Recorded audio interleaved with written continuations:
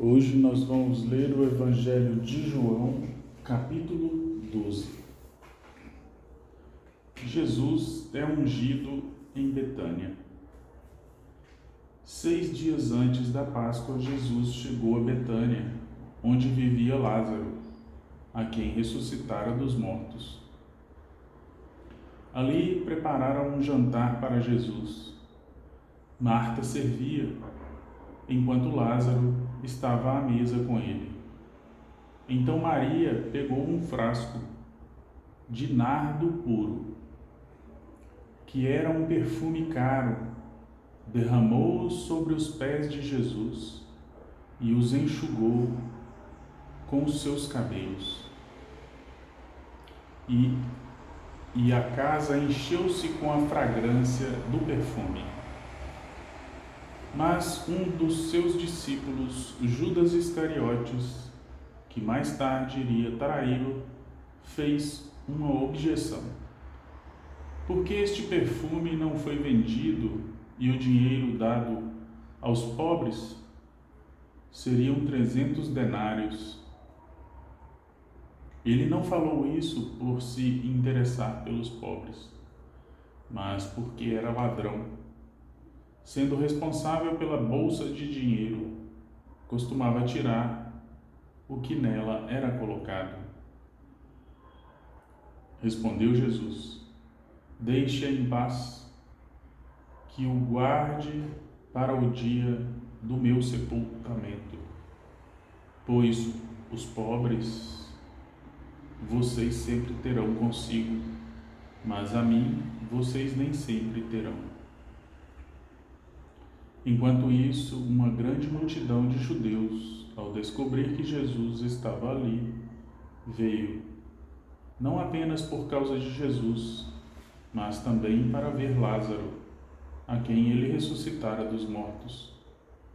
Assim, os chefes dos sacerdotes fizeram planos para matar também Lázaro, pois por causa dele muitos estavam se afastando dos judeus e crendo em Jesus.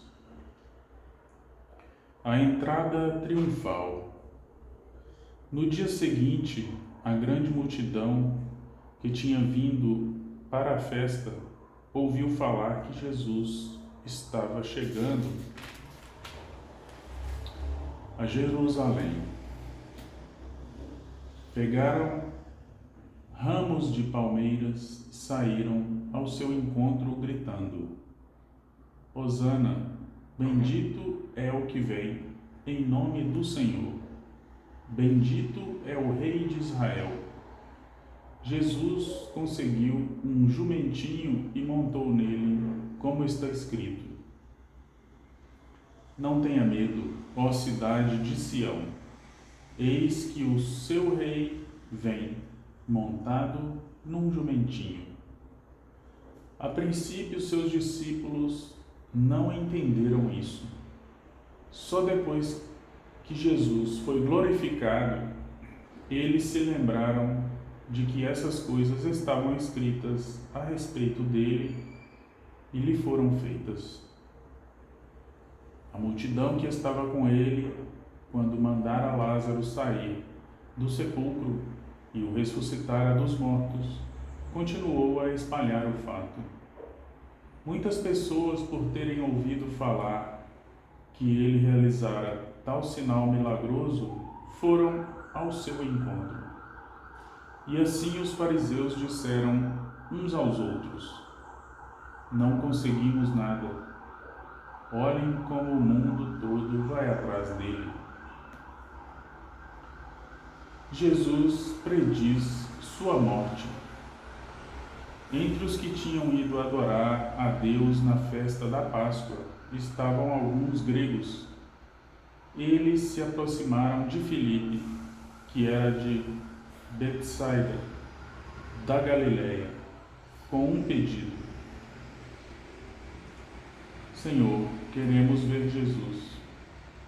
Filipe foi dizê-lo a André, e os dois juntos o disseram a Jesus. Jesus respondeu: Chegou a hora de ser glorificado o Filho do Homem. verdadeiramente que, se o grão de trigo não cair na terra e não morrer, continuará ele só.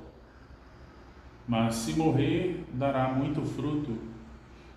Aquele que ama a sua vida a perderá, ao passo que aquele que odeia a sua vida neste mundo a conservará para a vida eterna. Quem me serve precisa seguir-me, e onde estou, o meu servo também estará. Aquele que me serve, meu Pai o honrará. Agora, meu coração está perturbado. E o que direi? Pai, salva-me desta hora. Não, eu vim exatamente para isto, para esta hora. Pai, glorifica o teu nome. Então veio uma voz dos céus. Eu já o glorifiquei e o glorificarei novamente. A multidão que ali estava e a ouviu disse que tinha trovejado. Outros disseram que um anjo lhe tinha falado. Jesus disse: Esta voz veio por causa de vocês e não por minha causa. Chegou a hora de ser julgado este mundo. Agora será expulso o príncipe deste mundo. Mas eu, quando for levantado da terra, atrairei todos a mim. Ele disse isso para indicar o tipo de morte que haveria de sofrer. A multidão falou: A lei nos ensina que o Cristo permanecerá para sempre. Como podes dizer, o Filho do Homem precisa ser levantado? Quem é esse Filho do Homem?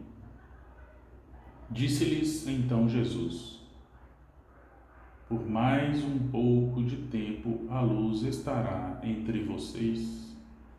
Andem enquanto vocês têm a luz, para que as trevas não os surpreendam, pois aquele que anda nas trevas não cabe para onde está indo. Pois aquele que anda nas trevas não sabe para onde está indo. Creiam na luz enquanto vocês a têm, para que se tornem filhos da luz. Terminando de falar, Jesus saiu e ocultou-se deles. A incredulidade dos judeus. Mesmo depois que Jesus fez todos aqueles sinais milagrosos, não creram nele. Isso aconteceu para se cumprir a palavra do profeta Isaías, que disse: Senhor, quem creu em nossa mensagem e a quem foi revelado o braço do Senhor?